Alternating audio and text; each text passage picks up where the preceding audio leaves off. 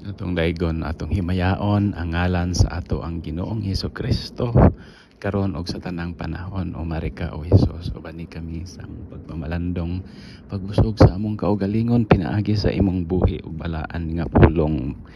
Mateo kapitulo 6 versikulo 11. Give us today our daily bread.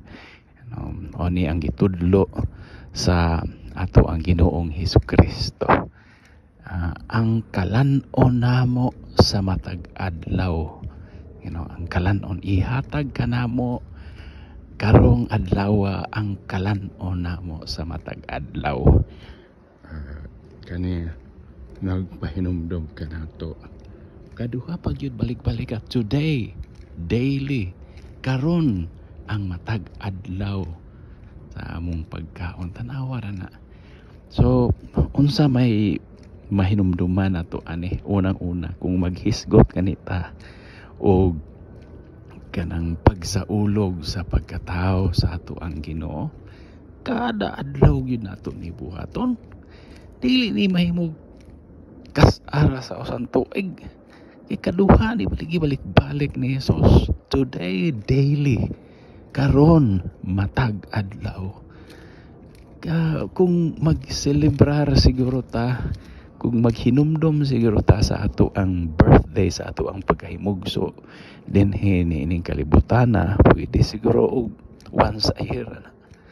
Apan kung maghisgot ag pagkahimugso sa ato ang pagtuo sa Ginoo, sa atong kalagnon nga kinabuhi, Dios non nga kinabuhi, balaanong kinabuhi kada adlaw gyud na lisod kadyo ko sabton diyan siguro kay bag-o man kay mao man gitudlo ni Jesus, murag nakalimtan na. Mao nang ato ning balik-balikon kada adlaw gyud nato na unsa man nato na pagselebrar pagsaulog kada adlaw diya atong pakanon ning ato ang kalag kada adlaw pinaagi sa pagpamalandong. Pisa na lang magsugod tag usa ka bersikulo kada adlaw. Ang pulong sa Ginoo mao ba yan atong pan, mao ba yan naghatag sa atong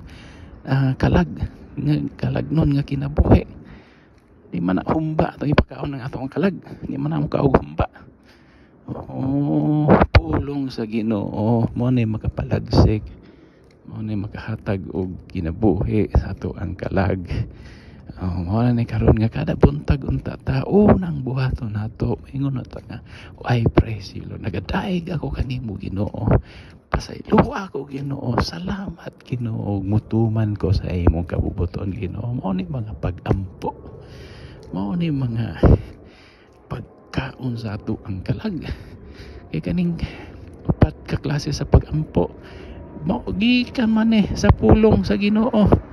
Sugo man ni Jesus or tudlo man ni Jesus unsaon nato pag ampo, unsaon nato pag pakighinabi sa ato ang Ginoo, saan nato pagsuod sa ato ang Ginoo. Diba? Uban ako kanimo Maria diha sa imong mga pagdaig sa Ginoong Dios, manaka nimo maong ang sala layo gyud kayo. Dagan kayong salamat sa imong pagkainahan nga sulondon na minaw ka sa Ginoo sa tanang higayon. Santa Maria, piniling inahan sa Dios, ingyan po mo ako usa ka makasasalang kapos aron ako mandam sa akong kamatayon, buhaton ako kanunay ang Dios nung kabubuton. Nagadaig ako kanimong langit nung amahan, gibalaan akong imong ngalan. Dagan kayong salamat sa imong ingarian, imong pagbuot mo ay matuman. Ikaw nga ngalanon Ginoo, pasaylo ako. Ingon nga ako pasaylo, daghan kayong salamat nga giway mo ako sa mga panulay.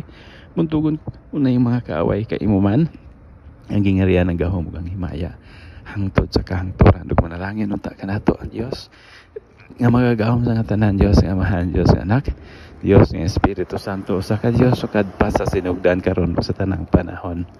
Og ang grasya sa ato ang Ginoong Hesukristo manaon ta kanatong tanan nga mga balaang katawhan sa Dios.